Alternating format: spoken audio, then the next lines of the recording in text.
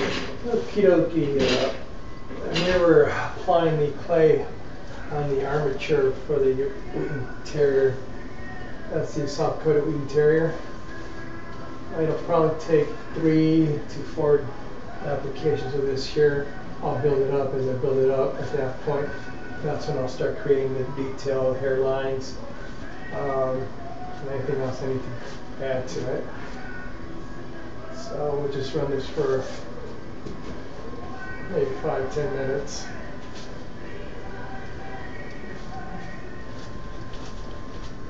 And I'm using a crock pot here. I'm not sure if you can see it.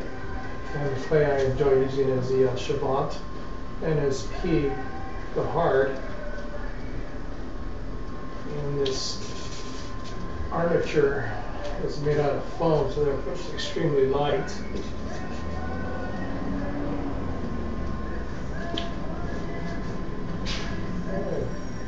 Sanitation cup.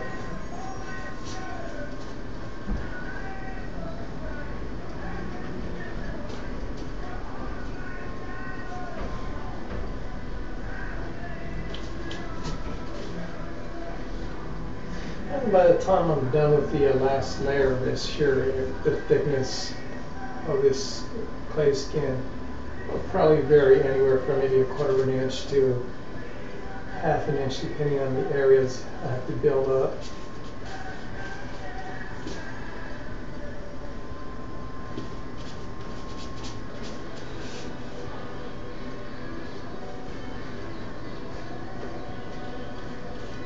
The name of this dog, I guess his nickname, if we will, I'm not sure if it's a show name, it's Oxford.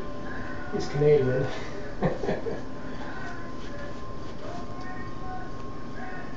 If you visit the blog, God, it's, I don't know, the URL is kind of long anyhow. You go to Hands of Caesar and click on any of the pages there. On the left hand side, you'll see little thumbnails. And that'll take you to the blog. And you see the start to finish on this piece here.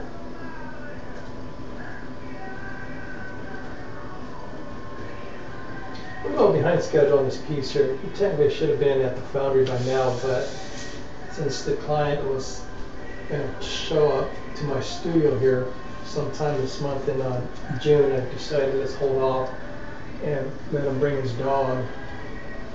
That way I can compare the piece to his dog and kind of make some last minute corrections.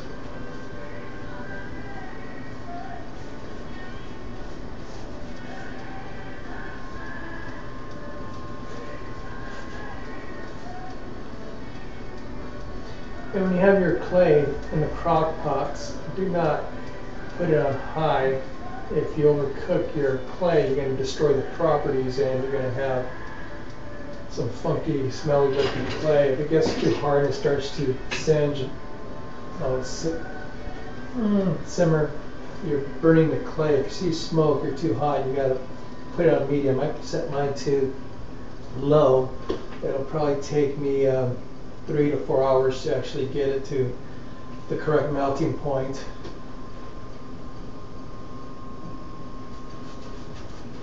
Well, I shouldn't say it's the correct melting point. It's at the melting point, but enough time to melt about 2 of these bricks. Each brick's about 2 pounds, so we have about 4 pounds of clay in here right now.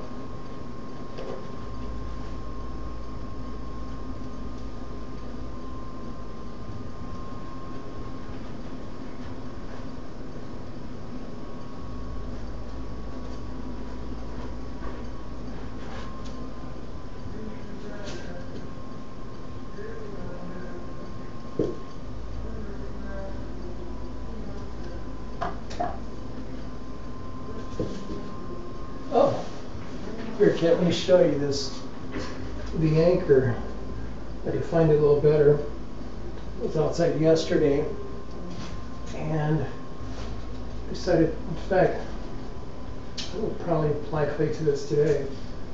Well, maybe not. I got to fix the top portion of this here. Anyhow, this is it.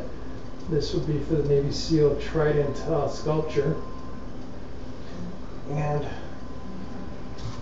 that I will probably tackle after I'm done with this piece here.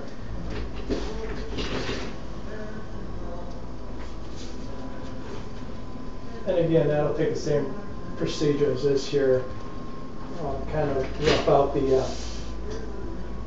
the item in styrofoam, then apply clay to it like this, and again build up the layers.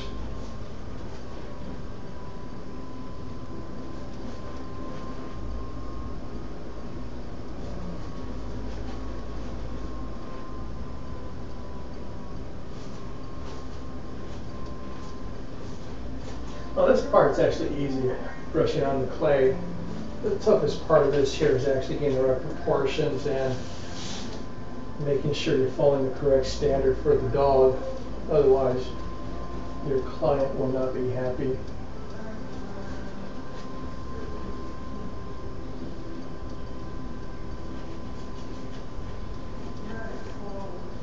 Normally, I insert rods on the legs here to help the support, but since this dog has the illusion of having really stocky, big legs, I did not do that this time since there's enough styrofoam to support the weight.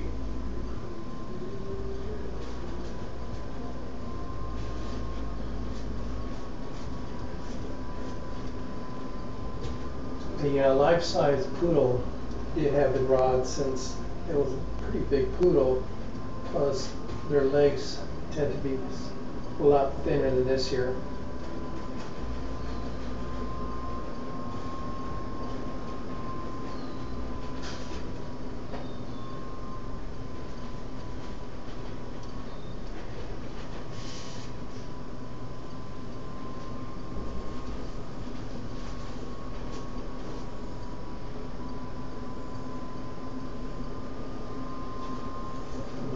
You want to make sure you don't get this clay on yourself when it's this hot. It will give you second, third-degree burns.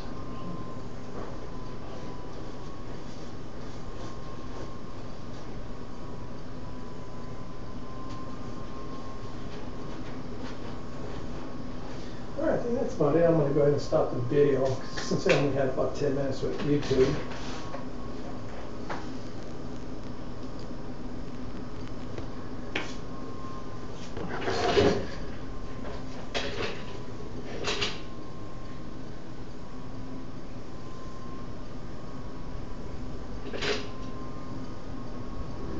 You like the anchor, huh? What I'll do is either